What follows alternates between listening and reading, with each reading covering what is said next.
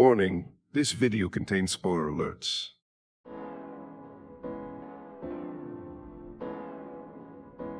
In this series, we'll be looking at every movie in the Godzilla franchise, from 1954 to 2024, and learn about the many monsters who were introduced.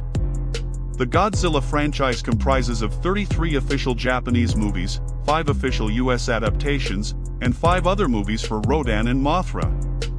For those not familiar with the events and characters in the franchise, this series will help you get familiar with them. Now for the 14th movie of the franchise, Godzilla vs. Mechagodzilla, 1974. It started on Monster Island where Anguirus was calling out to Godzilla and a flashing light was coming from the cliffside. Then it exploded. At the ruins of a castle for the Azumi tribe, a girl, Nami Kunigami, princess of the Azumi royal family, was performing a ritual but then collapsed after seeing a vision of a monster who would set fire to the city and trample on the people as they try to run away. Her grandfather, Tengen Kunito, high priest of the Azumi royal family, rushed over to help her. Later, Masahiko and Keisuke Shimizu were driving towards the cave entrance to explore. Keisuke told Masahiko that he was busy and would not be able to go into the cave with him. In the cave, Masahiko wandered around, admiring all the dripstones along the ceiling of the cave. While looking around, he found a strange rock that made a static-like noise. Meanwhile, Keisuke went to a construction site where a cave was found and went inside with another worker. They followed the path into a chamber with paintings and a statue on the wall opposite to the entrance. Later, a crowd of reporters came to see the cave and the artifact they found. Keisuke tried to keep them out, telling them that they should wait until the evacuation was over, and saw someone enter behind him. He thought that it was another reporter, but she was actually the investigator that was sent to them, Siko Kanagasuku. When they took her to the artifacts chamber, she noticed that the painted murals were done by the ancient people of Okinawa and that it was some sort of prophecy. She identified that the statue was an image of King Caesar, guardian of the Azumi tribe. Keisuke then remembered the statue that he saw on the castle ruins during the ceremony. She told him of the legend that was handed down in the Azumi tribe by tradition about a huge brown monster that saved the Azumi royal family from mainland invaders. At Shuri University in the archaeology department, Siko was investigating the artifact and the prophecy that came with it. While she worked, someone was spying on her. But he left when he heard someone coming, who also looked inside the room she was in. On a flight to Tokyo, Keisuke met Siko again. Siko said that she deciphered the wall paintings but she could not understand what the statue was for, so she decided to go to Tokyo University to ask Professor Wagura for his help. Sitting in front of them was a freelance reporter, Nanbara, who was also interested in the statue. He wanted to get the story behind all of this so he could make a lot of money. Then, everyone turned their attention to outside where a cloud looked like a black mountain, similar to what the prophecy said. Siko said that when the black mountain appeared above the clouds, a monster will appear to destroy the world. She also said that when the red moon sets and the sun rises west, 2 monsters will appear to save the people. Keisuke then remembered what Princess Nami said about a monster who was coming to set fire to the city. He kept watching the black cloud. In Tokyo, Keisuke and Siko arrived at Professor Wagura's residence, but Keisuke kept it a surprise that he was the professor's nephew. Keisuke wanted to know where his brother was.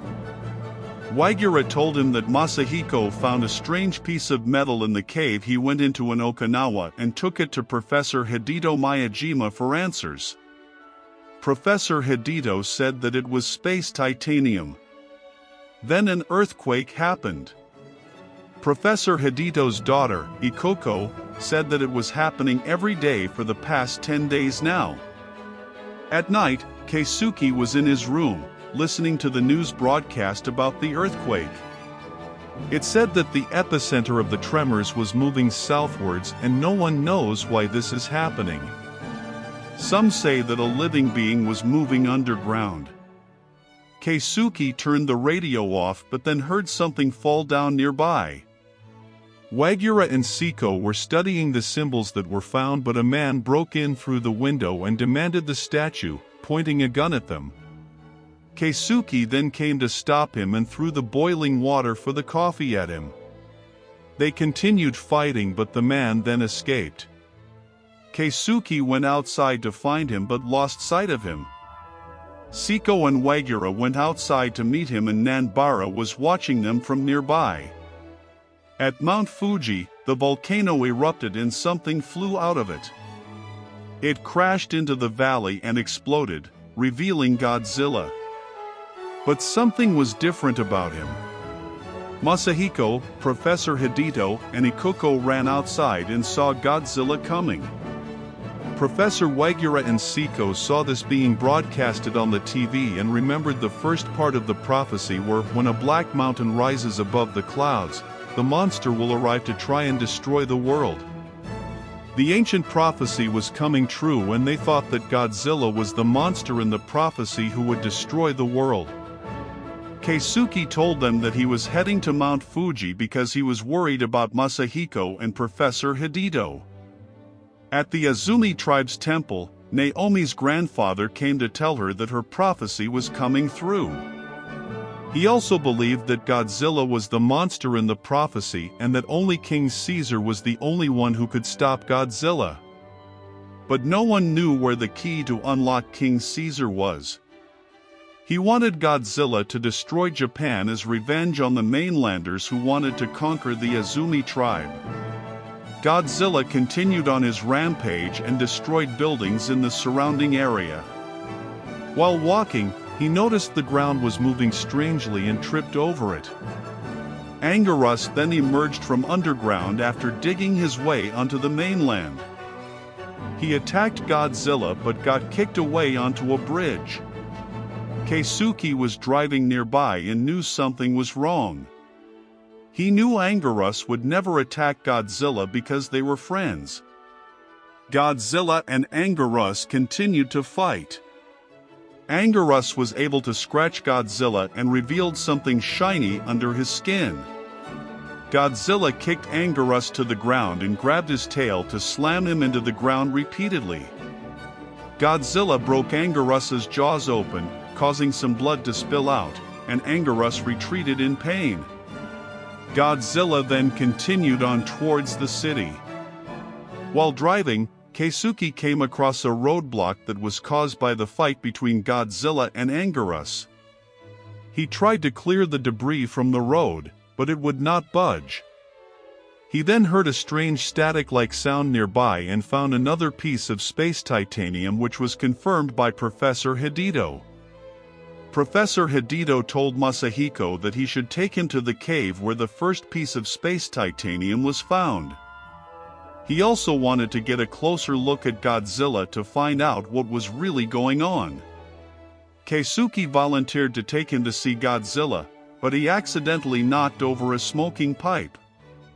It looked strange since it was made of metal and was a bit bigger than the standard smoking pipe. Professor Hidito said that he designed it himself, and by separating the pipe into two separate pieces caused a magnetic reaction which destroyed the electrodes inside. He showed them how the magnetic effects of the pipe disrupted a signal and showed how powerful of a magnet it really is. At an industrial plant on the harbor, Godzilla continued his attack, causing explosions and fires everywhere using his atomic breath. Keisuke and the others arrived at the edge of the harbor that faced the industrial plant and saw Godzilla. But then the ground began to shake and another Godzilla appeared, bursting through a warehouse after digging underground to get from the ocean to the mainland. Keisuke and the others were shocked to see two Godzillas. In a hidden base, the leader of the black hole planet 3 aliens, Kiranuma, was watching the fight between the two Godzillas and was surprised to see that the real Godzilla had appeared so soon into their attack. He continued watching the fight. Both Godzillas continued fighting, destroying the rest of the industrial plant. Keisuke and the others came out of the car and took shelter under a tower to get a better look at the fight. During the fight, Professor Hidito noticed that something shiny was exposed under the skin of the Godzilla that came out of Mount Fuji. He said that it was a cyborg made out of the space titanium they found, and he called it Mechagodzilla. Keisuke then realized that Anguirus was actually calling for Godzilla to come. Godzilla then looked at the other Godzilla, seeming to realize the same thing, and kept blasting his atomic breath at the imposter. Kirinuma saw that Godzilla exposed their plan and decided to reveal Mechagodzilla's true form, a full robot version built almost identical to the real Godzilla. Mechagodzilla fired missiles at Godzilla and fired laser eyes at him. They had a clash beam of atomic breath against laser eyes, but they were both injured after the clash beam exploded. Godzilla fell into the water, bleeding, and retreated to somewhere he could recover. Mechagodzilla was damaged and the aliens could not continue their operation to attack Tokyo. They called Mechagodzilla back to their base for repairs and he flew off with jets on his feet. Keisuke and the others watched him leave and Professor Hidito decided that they should head back to the cave on Okinawa to find the base that was remotely controlling Mechagodzilla. In the base, repairs were being done to Mechagodzilla, but it would take some time. They knew headquarters was going to find out about their mistake if they took too long, so they decided to get their help from a human who knew space technology well. Back at Professor Wagura's house, Wagura showed Keisuke and Siko the hieroglyphics used by the Azumi royal family that was inscribed on the artifact they found. The hieroglyphics told them where King Caesar was sleeping and said, "When the sun rises in the west, then place this statue on the sacred shrine above the gate of Azumi Castle." Keisuke remembered the prophecy on the mural saying that when the red moon sets and the sun rises in the west, two monsters will arrive to save the people. But he knew it was impossible for the sun to rise in the west. In the base, Kirinuma ordered one of his agents to steal the statue of King Caesar that Siko had as soon as possible. He knew they figured out the puzzle on how to wake King Caesar up, but could not let that happen since it would cause problems if more monsters showed up to stop them. On a cruise ship, Keisuke and Siko were traveling to Okinawa to avoid being detected by the aliens. The freelance journalist, Nanbara, was also there. He watched them from a distance. Inside the cave, Professor Hidito, Ikuko, and Masahiko were exploring the cave to find any more clues as to where the aliens were. They were then captured when a spotlight shone on them. The aliens took them inside their base and presented them to Kirinuma, who told him of their situation of Mechagodzilla being fixed for their conquest of Earth. He knew Professor Hidito was going to come to them on his own. Professor Hidito refused to help them, but Kirinuma tried to entice him by explaining how advanced the research and development into Mechagodzilla was. The alien henchmen took Ikuko and Masahiko away to the execution room. Kirinuma held a gun at Professor Hidito's chin and told him that he could still save them if he agreed to help. On the ship, Keisuke and Siko were having dinner in the restaurant and Keisuke felt like someone was watching them.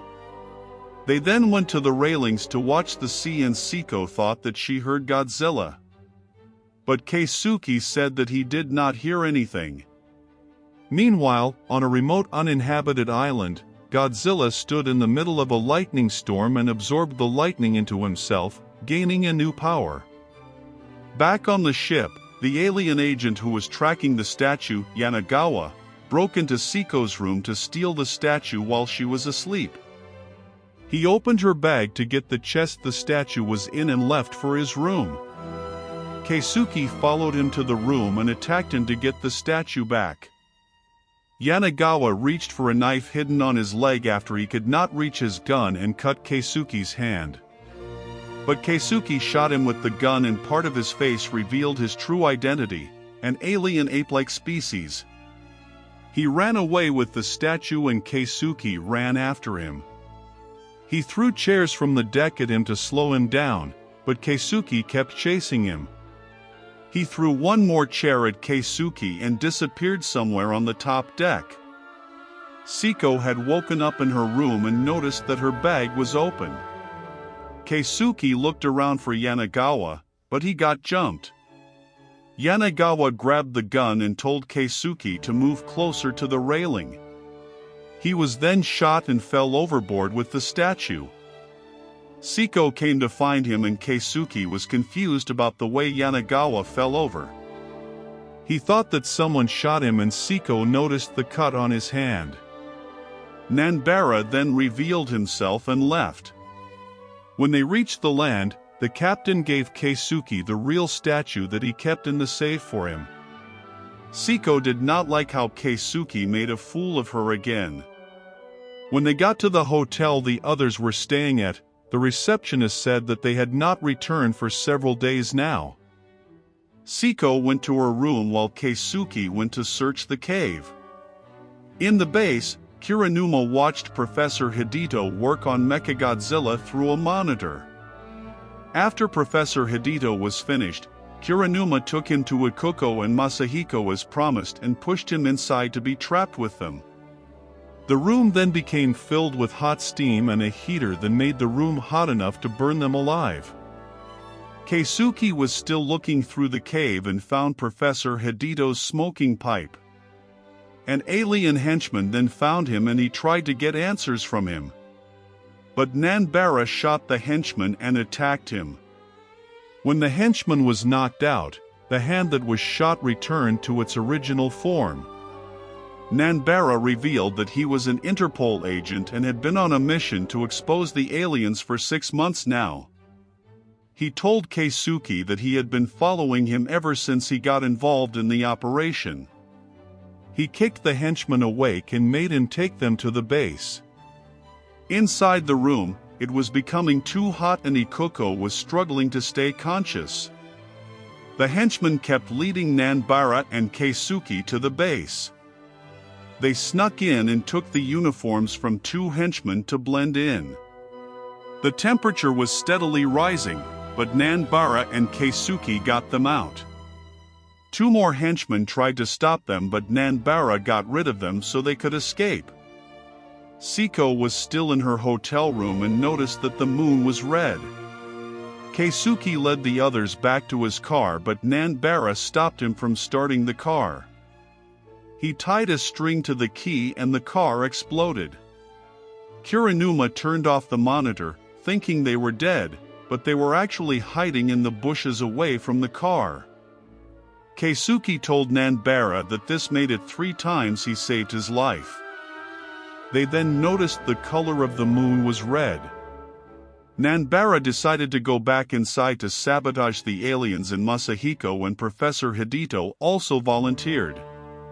Professor Hidito said that he worked on Mechagodzilla and was the only one who knew how it worked. He did not mind risking his life again if it meant stopping the aliens.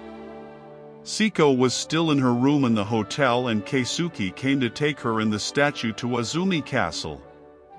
Nanbara and the others snuck back into the alien base and strangled a guard before going in further. Keisuke, Siko and Ikuko went up to the shrine at the castle but 2 henchmen held the priest and princess hostage. They demanded the statue but were shot by another Interpol agent, Tamura, who was also keeping an eye on them and partners with Nanbara. When it was close to 6 p.m., Siko noticed that a sun was rising in the west, just like in the prophecy. The sun in the west was actually a mirage. They placed the statue on top of the temple's entrance and its eyes glowed red when the moon and sun were both eye level to it. It shot lasers into a rock on the cliff and revealed King Caesar sleeping inside. Kiranuma got an alert about what happened and sent Mechagodzilla after him as their first victim. Nanbara and the others were late but decided to hit the control room instead. Keisuke and the others saw Mechagodzilla coming and the princess went to the shoreline to perform a song to wake King Caesar. After the song, King Caesar woke up. Kirinuma gave Mechagodzilla the order to kill King Caesar while Nanbara and the others ran into the control room. But they were caught in an electric current. Mechagodzilla shot his laser eyes at King Caesar, but it was reflected back towards him. They started fighting while Keisuke and the others left to get away from the fight. Mechagodzilla switched to firing missiles at King Caesar after noticing that his laser eyes were not helping him in the fight. King Caesar hid behind the rocks to get some cover, but Mechagodzilla used a laser from his chest to cut the boulder in half. Mechagodzilla kept firing more missiles at King Caesar and he kicked him away. In the base, Professor Hidito, Nanbara and Masahiko had their wrists tied behind their backs and watched the battle through a monitor in the control room. King Caesar and Mechagodzilla continued fighting while Keisuke and the others were watching from the highest point in the castle ruins. Mechagodzilla then threw King Caesar into a cave where he lost consciousness. After that, everyone noticed a strange disturbance in the water and saw that the water was churning with something glowing underneath. Lightning started to flash and Godzilla emerged from beneath. Kirinuma ordered Mechagodzilla to beat Godzilla to death, while Nanbara and Professor Hidito started to get their bindings off. Godzilla came onto land and started fighting Mechagodzilla.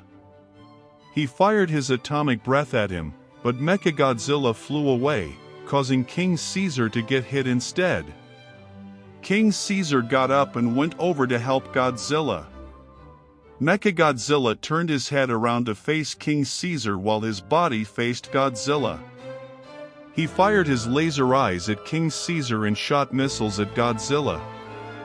He shot more missiles to the ground to pin them down, but Godzilla got back up and fired his atomic breath at him. Mechagodzilla's head then started spinning and an energy field was created to block projectiles. Godzilla blasted his atomic breath at it, but it did not go through. He tried to break through it, but he burnt his hands and fell over in pain. Mechagodzilla had Godzilla and King Caesar cornered and he fired his missiles and lasers at them. Mechagodzilla then used his jets to fly and have an aerial advantage over them. He fired his lasers at Godzilla, which started to cut into his neck, causing blood to spew out. Mechagodzilla kept on attacking him until he was covered in blood and did not have enough strength to move. He shot more missiles into his body, which clung onto him even after he got back up. Godzilla then used his new power to get the missiles off of him and he was covered in an electromagnetic field generated from the lightning he absorbed. The magnetic force ripped electrical towers from their foundation and pulled them over towards his body. They stuck onto him and even Mechagodzilla was being affected. Godzilla used his magnetic powers to pull Mechagodzilla back towards him and Mechagodzilla tried to fly away. He got Mechagodzilla to get back on the ground and held him in place. Kirinuma then ordered Mechagodzilla to fly off at full throttle, and Godzilla was also flying in the air, attached to Mechagodzilla.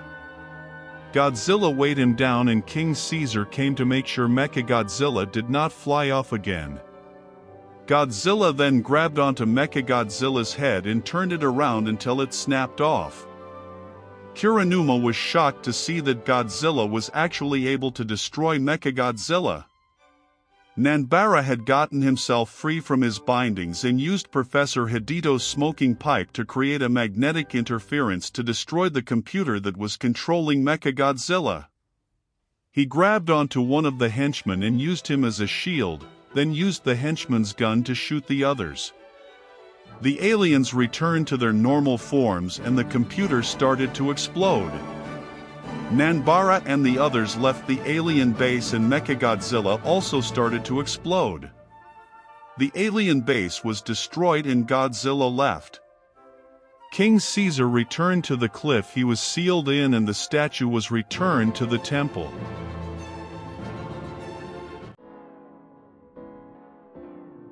Well, this movie was definitely a step above the others. Sure, it still had the same old alien invasion theme in it, which was getting rather old very quickly. But it was still better. This movie also shows that Showa Godzilla is actually one of the smartest versions of Godzilla.